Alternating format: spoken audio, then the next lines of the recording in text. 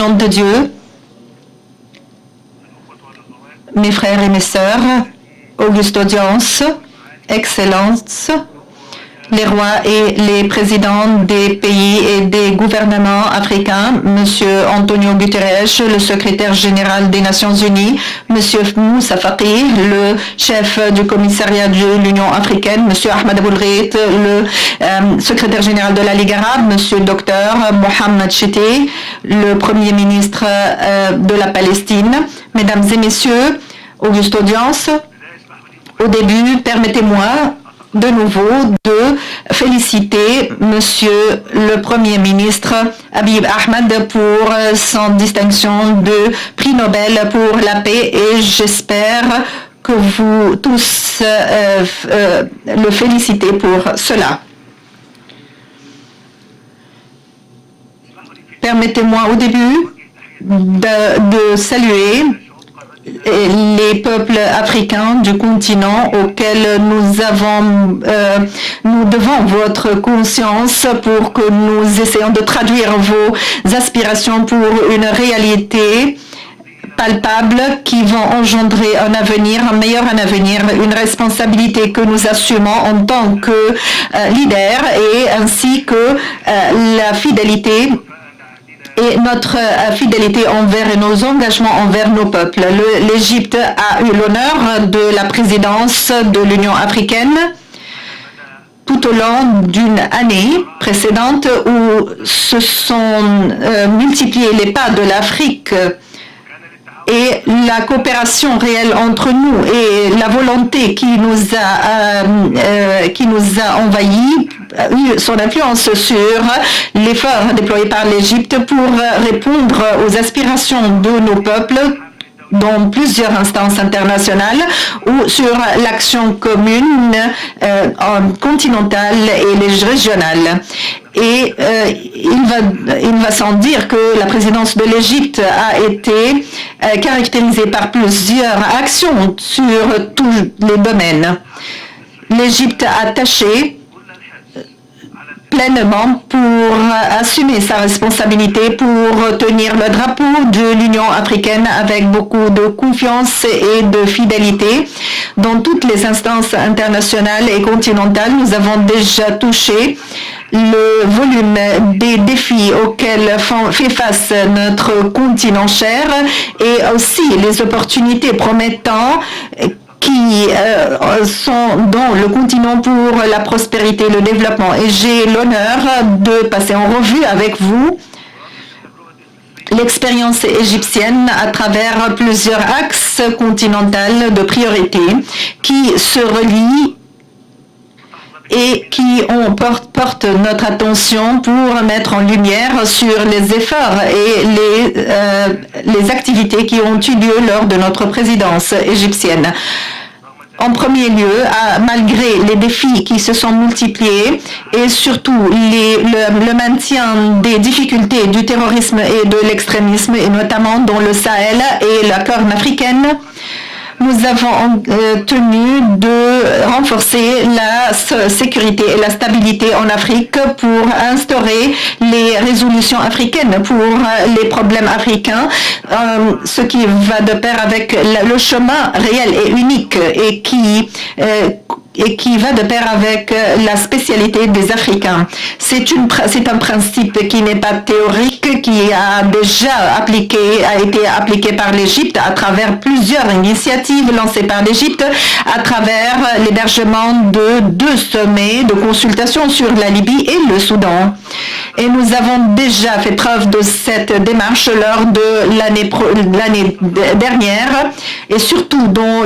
la situation de l'Afrique centrale, le sud du Soudan et le Guinée-Bissau. Et nous apprécions les relations de coopération et de partenariat qui se basent sur le respect mutuel entre l'Union africaine et les autres organisations. Mais nous pensons et considérons notre souveraineté et l'importance de sauvegarder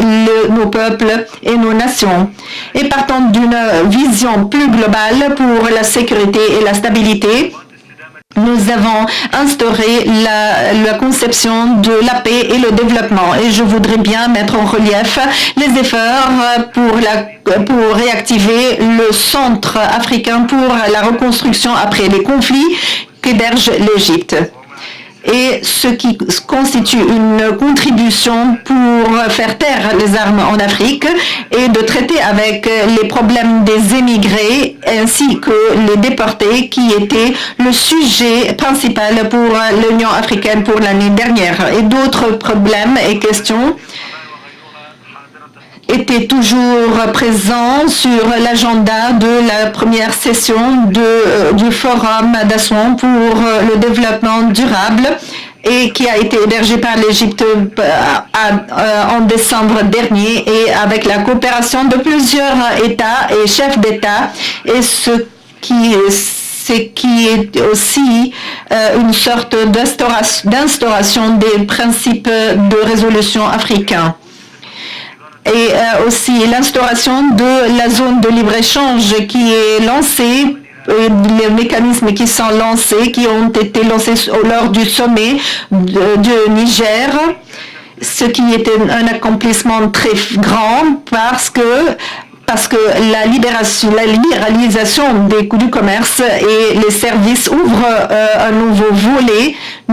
pour les opportunités qui vont essayer d'instaurer la complémentarité et les horizons des Africains et surtout avec notre engagement et le dialogue et le travail essentiel et inlassable. Dans le même dossier,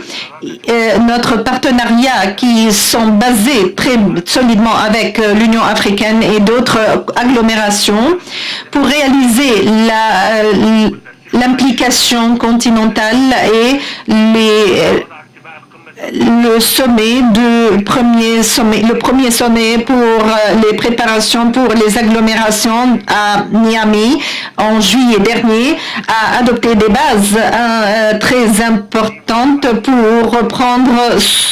sa promotion pour réaliser ses objectifs. Troisièmement, nos objectifs pour la complémentarité continentale et le développement global ne doivent pas être efficaces et auront de l'influence qu'à travers le maintien de l'infrastructure pour avoir une sorte de liaison avec les pays africains dans tout le continent et pour faire la liberté de l'échange de la technologie et des marchandises. C'est pour cela que l'Égypte a adopté cette tendance lors de sa présidence pour l'Union africaine et l'ouverture de l'Afrique pour avoir une sorte de coopération avec les autres partenaires pour réaliser le développement global et mettre en place les projets phares pour avoir une sorte d'intérêt mutuel. Les efforts continentaux et égyptiens dans ce dossier ont déjà lancé un deuxième plan d'action pour le développement en Afrique 2021-2030 et qu'on doit soutenir et surtout le projet de l'adoption du plan pour la liaison électrique pour instaurer le marché d'électricité et de l'énergie et le projet le CARE Cape Town, le CAP pour faire une liaison des voies de transport pour réaliser nos aspirations. Quatrièmement, la multiplication des revenus de l'investissement en Afrique vont de pair avec l'émancipation de la femme pour s'armer avec la technologie moderne, se basant sur qu'ils sont des facteurs démographiques le plus important pour notre continent, c'est la moitié de notre réalité et tout l'avenir. C'est pour cela que l'implication de la femme et de la jeunesse dans les efforts de l'instauration de la paix pour réalise la réalité et l'avenir africaine. Cette année a déjà témoigné plusieurs actions dans ce volet et surtout le lancement de la réhabilitation de jeunes, d'1 million de jeunes pour instaurer des opportunités de travail. Lors des dernières années, il y avait beaucoup d'efforts pour réformer notre Union africaine et ses mécanismes à travers une démarche très ambitieuse pour sa réforme budgétaire et institutionnelle dont les fruits vont réaliser les efforts auxquels nous avons besoin pour rationaliser notre richesse financière pour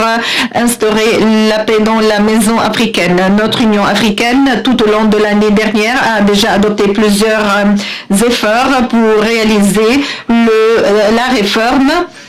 et d'avoir des conclusions palpables, y compris la restauration de l'embauchement et de la candidature, outre réactiver le Fonds de la paix qui s'avère un mécanisme africain qui essaye de subventionner,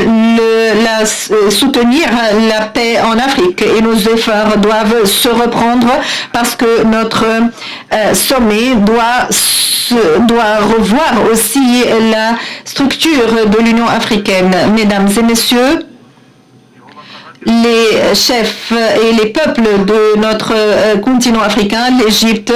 a le plaisir de représenter l'Afrique devant le peuple du monde et porte en responsabilité leurs aspirations. C'est pour cela que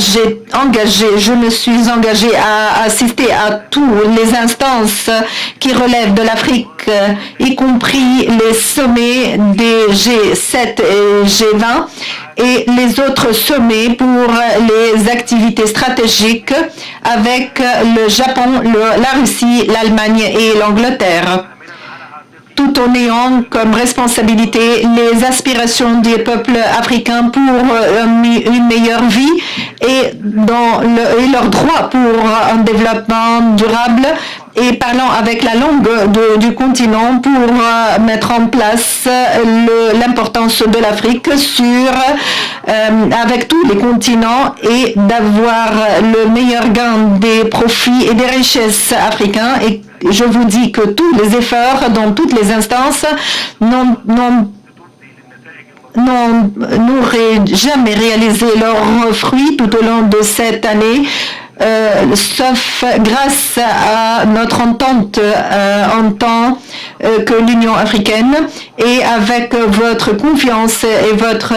aide, je voudrais remercier infiniment les pays membres et le chef du commissariat de l'Union africaine et les membres du commissariat, ainsi que les autres appareils qui y relèvent, qui ont déployé tous les efforts pour soutenir les initiatives africaines. Et je félicite mon frère, le chef de l'Afrique du Sud, qui va avoir la présidence et prendre la présidence de l'Union africaine depuis aujourd'hui. Et j'ai beaucoup de confiance dans la raison et l'efficacité de la République sud-africaine pour notre Union africaine. Et je lui assure aussi mon soutien et ma coopération dans tout ce qu'il va faire. Et je vous assure que la présidence de l'Égypte pour l'Union africaine ne va pas être le terme de notre coopération. L'Égypte sera toujours continue d'avoir un soutien pour le cadre de l'effort et de l'action africaine. Et on va reprendre notre coopération et coordination avec les appareils de l'Union qui ont été déjà lancés pour assurer et garantir leur investissement et leur meilleur travail. Les fils de notre continent africain, la voie pour accéder à l'Afrique auquel nous aspirons en 2063 est déjà long avec vos aspirations en tant que jeunes, et nous devons entamer cet chemin avec la pensée et notre capacité nationale et patriotique et continentale, tout en accueillant favorablement toute assistance internationale se basant sur le respect mutuel et je vous dis que je ne vous dis pas d'avoir, je vous invite à relever les défis avec la technologie et la pensée et l'enseignement et avec votre travail assidu. Et j'ai beaucoup de confiance que nous pouvons ensemble transformer l'avenir et notre présent et aussi reformuler un avenir plus prospère. Et en ce qui concerne un sommet africain pour la création d'une force africaine, et l'Égypte accueille favorablement la tenue de ce sommet parce que c'est une proposition très importante pour réaliser la paix et la sécurité en Afrique, et j'appelle toutes les parties à avoir des préparations très importantes